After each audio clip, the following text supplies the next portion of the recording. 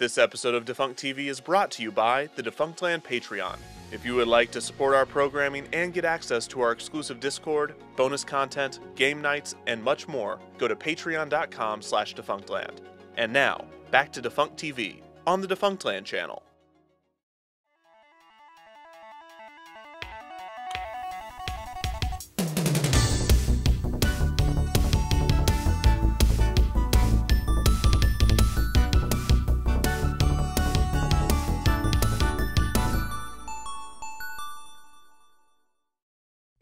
On February 6, 1994, a new television series produced by Walt Disney Television Animation debuted, named Aladdin. A sequel series to the 1992 hit film, Aladdin the series was produced by animator Tad Stones, who had also produced other hit shows such as Chip 'n Dale Rescue Rangers and Disney's Adventures of the Gummy Bears. Stones would serve as Aladdin's executive producer and story editor. Early in development, Stones believed that the first 5 episodes of the series could be effectively melded together to create a feature-length sequel to Aladdin. Stones went as far as to call Walt Disney Home Video to ask if they would be interested in distributing the episodes as a feature film.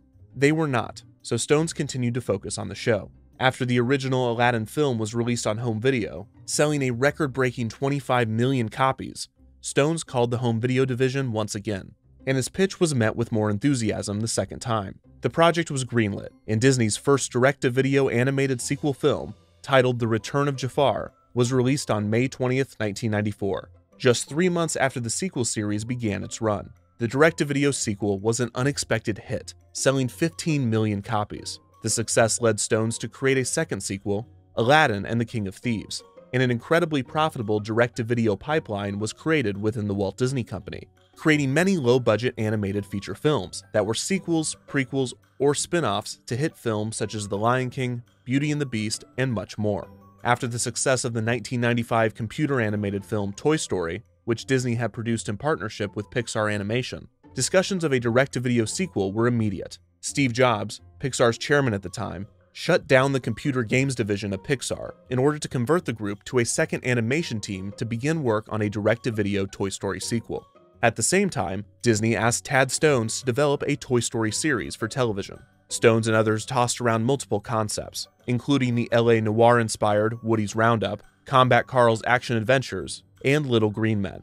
However, the best pitch was an idea that would come straight from the original film, an in-universe television show that told the story of everyone's favorite space ranger, Buzz Lightyear. Unlike the Toy Story film, the television spin-off would feature 2D animation. The writing and producing team of Mark McCorkle and Bob Shuley, who had written for both the Aladdin sequels and series with Stones, joined the project as executive producers and story editors. The duo were known for their high-energy humor, love of parody, and absurd silliness, which they had brought to the Aladdin sequels and another animated series, Goof Troop. Stones, McCorkle, and Shuley were a great team. Between the three and the stellar concept, Disney Television Animation was more than confident in the series, ordering a whopping 65 episodes into production. Meanwhile, pre-production on a 60-minute direct-to-video Toy Story 2 was going well. Too well, in fact, to skip a theatrical release. Disney upgraded Toy Story 2 based off of the intriguing concepts being developed for the sequel, as well as the massive merchandise sales from the first film. With Toy Story 2 going to theaters, Walt Disney Home Video now had a hole in its release slate, and they would soon turn to Stones, McCorkle, and Shuley to see how development on the Buzz Lightyear animated show was progressing. The series, titled Buzz Lightyear of Star Command, was to be an episodic space adventure filled with action, humor, and likable, merchandisable characters. As a companion to Toy Story, the series would define Buzz Lightyear's universe and introduce a team of rookie space rangers for him to lead. The look of the series was inspired by the original Toy Story, and many details and designs from the development of Toy Story 2 were integrated into the series. In the original film, Buzz referenced his arch-nemesis, the evil Emperor Zurg. Although a scene with Zurg had been storyboarded for Toy Story, it never made it into the original film. However, Zurg would appear in Toy Story 2 as a primary villain. So, we meet again, Buzz Lightyear. Tim Allen would reprise his role as Buzz in Toy Story 2, but he would not join Buzz Lightyear of Star Command. Instead, Patrick Warburton, known for his guest appearances on Seinfeld, would voice the titular character. Warburton's deep voice and earnest delivery matched the character perfectly. Name's Lightyear. Buzz Lightyear. I'm a space ranger. For Zurg, the team reached out to another Seinfeld regular, Wayne Knight, who was also voicing Toy Story 2's main antagonist. Al McWiggin. Knight played the role of Zurg for the animated series with maniacal glee. Evil Emperor Zurg here, broadcasting on all evil frequencies. Cursing Buzz Lightyear with each failed plan for galactic domination.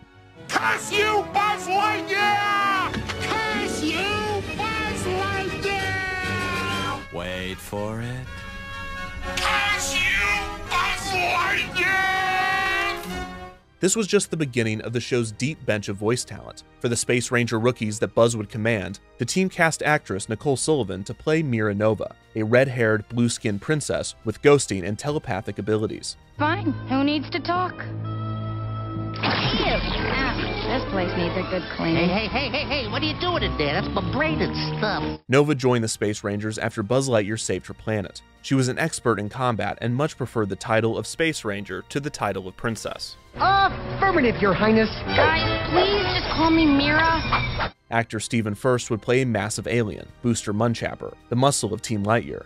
Munchapper was an ex-janitor with a big heart, on top of his big size. Comedian Larry Miller would play XR, a Space Ranger robot, bringing an element of improvisation to the character. See, dents you can always bang out, trust me on that, but that last one was a bruise. In addition to Larry Miller, Neil Flynn voiced the character for 24 episodes. Okay, see, when you do things like that, it just makes my job more difficult. XR was built by Star Command as an indestructible robotic Space Ranger. Since every time he was destroyed or injured in battle, he could be rebuilt. The character was heavily armed and could deploy an arsenal of weapons instantaneously. His personality was egotistical and sarcastic. I don't know about that, but it beats working. Follow me! The Little Green Men, or LGMs as they were called on the show, were the all-purpose hive mind servants to the Space Rangers. They were controlled by the Unimind, a telepathic broadcast that focused their thoughts and increased their productivity. We are one. The LGM's homeworld was, which is canonically impossible to pronounce. The LGMs were also voiced by Patrick Warburton. Relax. We're professionals. Alternatively, Zurg had his own set of minions in the Grubs, a race of insect aliens who he would berate and treat as slaves in his repeated attempts at world domination. Brain pods were another species dominated by Zurg. Appearing as brains in jars, brain pods were the most intelligent of Zurg's forces, often functioning as weapon developers and scientists. What about the clone's new anti-cruiser rocket? On time and under budget. Oh, you're a real go-getter, 94. Are you sure you work here? Zurg also had a battalion of drone robots called Hornets, which appeared in endless numbers and were directly inspired by the opening scene of Toy Story 2. The gruff commander of Star Command, Zeb Nebula, was voiced by Man Show comedian Adam Carolla. Well, what are you waiting for? You want me to serve you milk and cookies? Now move out! Nebula was Buzz's superior as the head of Star Command. As XR was built under the orders of Nebula, he would consider the commander his father, frequently admiring him as Pop to the short-tempered commander's frustration. We're on the case, Pop. Didn't I tell you to stop calling me that? Understood completely, Dad. I'm not your dad. You were built by the LGMs. For Pete's sake, I only signed the work order. My point exactly, Papu. Nebula's backstory was filled with intrigue. He had previously gone undercover as the mysterious bounty hunter Shiv Katal. According to an informant, Crumford Lorak, Shiv Katal is the reason Zeb Nebula lost his leg when he was tracking targets for Zurg. In reality, the bounty hunter was Nebula's alter ego, used to protect Zurg's bounties and transport his defectors to freedom. Nebula passed the persona and missions of Shiv Katal to Buzz Lightyear before the events of the series. The series had a complete rogues gallery of recurring villains in addition to Zurg. Anybody here kidnapping politicians? Come on, speak up. Warp Dark Matter was an ex-Space Ranger who turned evil. He was performed by Diedrich Bader of The Drew Carey Show. Hey, just because your evil scheme failed, don't take it out on me. The villainous Gravitina was performed by comedian and actress Carrie Kenny. The character had such an abnormally large head that she was able to control gravity as a result. She used her powers to attack Star Command, and she used her beauty in attempts to seduce Buzz. What I am wanting is something with more feeling. Something to make me feel warm inside. Something like... Clams! Hey, Bethosian ruby clams. These are a real treat. Oh, these are good. The robotic villain XL was the LGM's first attempt at building a robotic police officer. However, XL's programming was faulty, leading to him becoming violent and destructive. The robot was decommissioned at the instruction of Nebula, and it subsequently turned into a villain.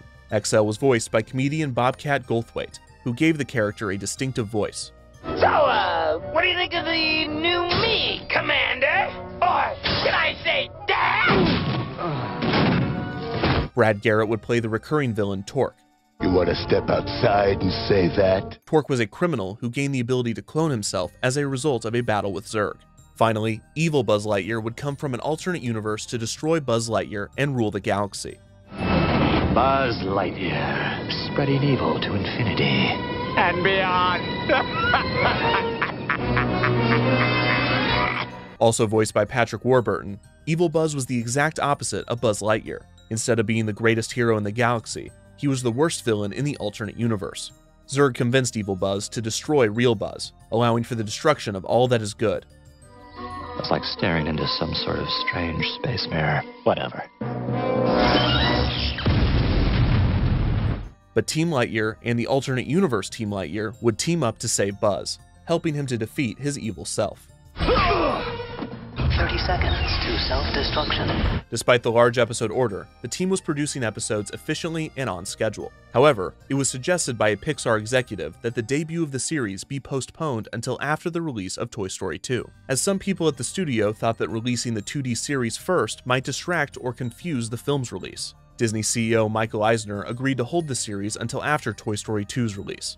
On top of this, executives noticed that the first few episodes of the series lended themselves well to a feature film if combined. Still needing to fill a hole in Walt Disney Home Video's release schedule, a direct-to-video film combining the stories of the first few episodes was ordered. This was done prior to the episode's production, as the early episodes were planned to be some of the last produced. The film would be titled Buzz Lightyear of Star Command: The Adventure Begins.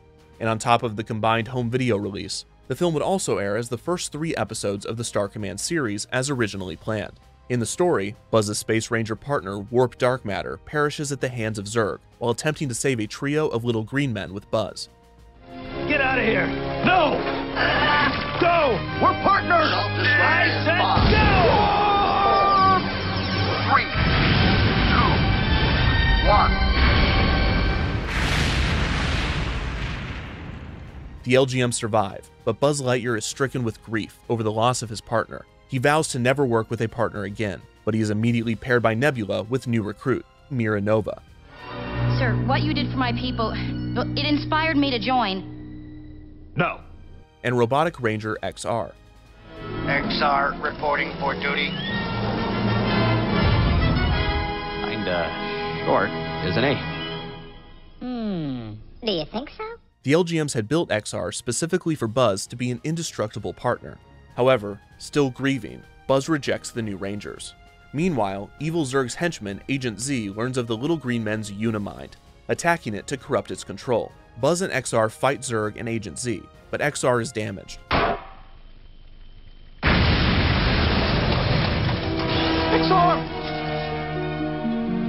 System malfunction.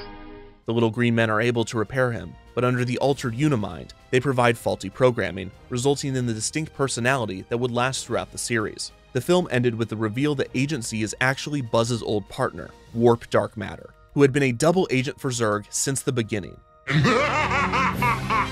a hoot! If only you knew! I miss him very much. Oh, one more time! I miss him very much. Listen now! The team is able to defeat Zurg and return the Unimind to normal, and Buzz realizes that he needs the help of others. The feature-length movie concludes with an original end credits theme, To Infinity and Beyond, sung by William Shatner. So say goodbye. Now it's time to fly to infinity and beyond. The direct-to-video film would debut after the release of Toy Story 2. Pixar supported the release by creating a computer-generated introduction featuring the toys from Toy Story, excited to watch the new Buzz Lightyear videotape. Most of the voices from the theatrical film reprised their roles for the introduction. Jammed! Oh, I can't stand the suspense. Oh boy. Rex. With the exception of Ham, who was voiced by Andrew Stanton, and Woody, who was voiced by Tom Hanks' brother, Jim Hanks. Hey, what do you know? You don't look so fat when they draw you that way. Warburton recorded all of the film's lines, but not long after, Disney would secure Tim Allen to reprise his role for the direct-to-video release, in an effort to increase sales. Get out of here! No! Go! We're partners! I said go! Warburton's lines would remain when the film was aired as the first 3 episodes of the series. On August 8, 2000, Buzz Lightyear of Star Command: The Adventure Begins released on DVD and VHS, and the episodes aired not long after on ABC as part of Disney's One Saturday Morning programming block. The episodes also aired daily on Disney Channel and the United Paramount Network in their Disney 1-2 kids show block. The film and the series were huge successes within their target demographic, sparking another wave of merchandise based off of the series, including toys, pins, action figures, comics, clothing, and video games. I am much more powerful than you could ever imagine, Lightyear. The show was packed with references to Disney and Pixar. The show featured references to the Tomorrowland section of Disney parks, including a building shaped like the Monsanto House of the Future from Disneyland. Ah, home sweet home. Or is it that one? And the command center inspired by Space Mountain. Team Lightyear's ship, called 42, was a reference to the answer to the ultimate question of life, the universe, and everything, from the famous sci-fi novel, The Hitchhiker's Guide to the Galaxy. Other sci-fi properties such as Star Wars, Star Trek, Terminator, Flash Gordon, and many more were referenced. The episode, The Root of Evil, began with a parody of Alien, when mutant broccoli burst out of a casserole during a family dinner. The Space Rangers investigated the incident, and were led to Booster's home planet of Joad, where mutant vegetables became sentient after being heated. One rather epic episode was Sunquake, in which Buzz and his team were surprised by the appearance of Shiv Katal, the alter ego previously used by Buzz and Nebula. The pseudonym was being used to attack and steal high-tech information. The team would discover that evil Buzz was behind the plot. Now let's see who this Shiv Katal is. Hello, Lightyear. So nice to see myself again. Having been resurrected and intent on more evil doing. After chasing the villain to the sun, Buzz and Mira found Gravitina and evil Buzz conspiring to destroy Star Command by using Gravitina's powers of gravity to release targeted sunquakes, capable of destroying anything in their path. Oh, she's quite a lady. Thank you, my lovey-dovey. No, thank you, my muffin waffin. Mira went to destroy the pair's sunbase, as Buzz and Evil Buzz engaged in hand-to-hand combat. As the base was crumbling around them, Evil Buzz slipped as the ground beneath him gave way, causing him to fall into the sun as Buzz looked on, disappointed that he was unable to save him. Sweet mother of Venus, I've gotta find him! Buzz, he's gone. Buzz, Mira, and Gravitina then turned their attention to saving themselves, and Gravitina used her powers to help them escape. On top of the show's recurring villains, there were also many single-episode villains, including the deceptive Flint, voiced by Mark Hamill. Oh, newcomers. The character of Flint was the leader of a desert planet that was being terrorized by technology-destroying beasts named Shriekers. When Buzz and his crew crash-landed on the planet, they vowed to save the desperate people. In the end, it was revealed that Flint was really a robot, controlling the Shriekers the entire time. In the same episode, actress Kelly McGillis would play the brief love interest of Buzz Lightyear in flashback form. Do you think she waited for me? I've never been on one of these computer-chosen dates before. I've been on hundreds. Yeah, she waited. Positive. The show also featured the voice of Monty Python founder and Imagination Institute chairman Eric Idle as Guzelian, an energy projection connected to the cosmos, bringing peace and love to the galaxy. Please, everyone, I'm just a highly evolved giant spectral head. I mean you no harm. Idle also wrote the words and music for a song titled Let's Make Peace. Let's make peace, let's put away the bombs. Let's say no thanks to planes and tanks. Let's just shake hands and all be chums. Let's make peace, let's have a cup of tea. Let's hug our neighbors, can't we please? Simply hug our enemies. A later episode of the series entitled First Missions told the stories of how Mira Nova, Booster, and XR each met Buzz for the first time. In the episode, Team Lightyear was assigned to protect the nervous Professor Redshift while waiting for Buzz to come and save the day. While they waited, they told memories from the past. All right, Professor, I know things don't look promising, but believe me, you never win if you're busy counting the reasons you lose.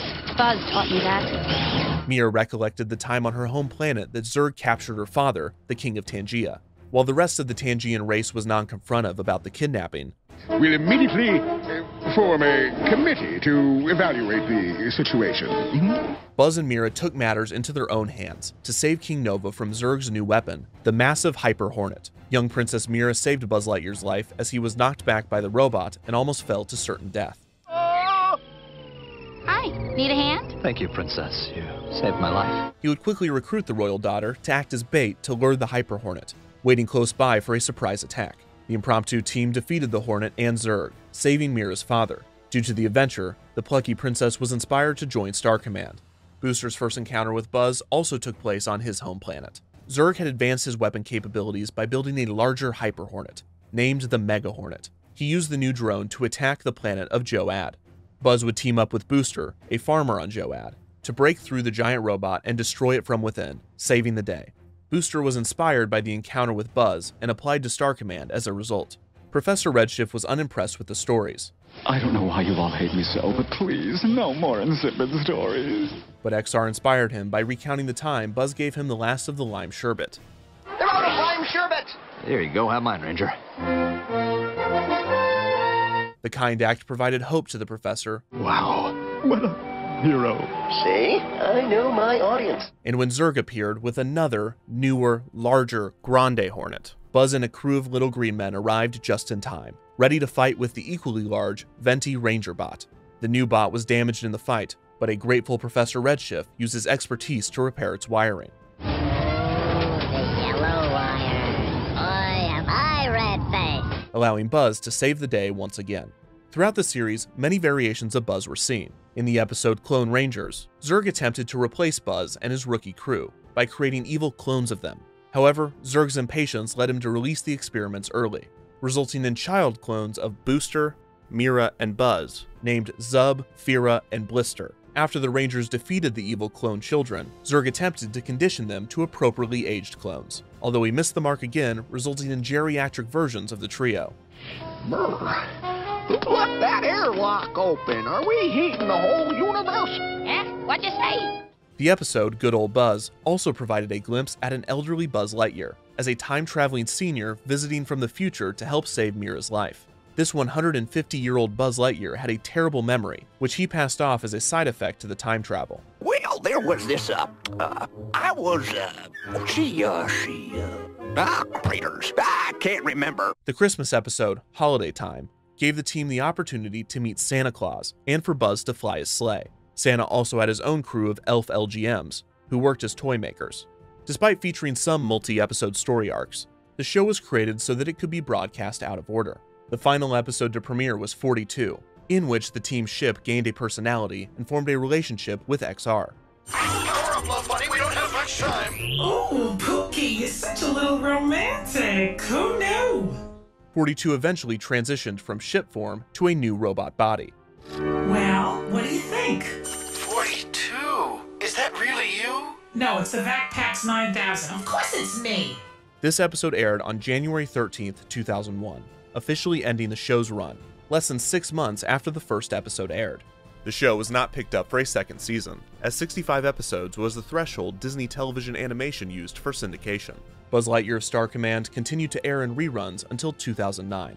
The series was beloved by many fans who watched it during its initial run or had a copy of the direct-to-video film on DVD or VHS. However, despite the show's success, there have been no official releases of the series outside of the first 3 episodes.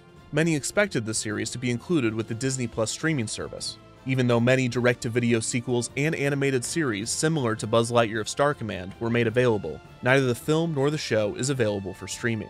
Still, fans are hopeful that in the future, Stone's, McCorkle, and Shuli's space serial will be made available again, so they might once more watch Team Lightyear defeat the evil Emperor Zurg and go to infinity and beyond.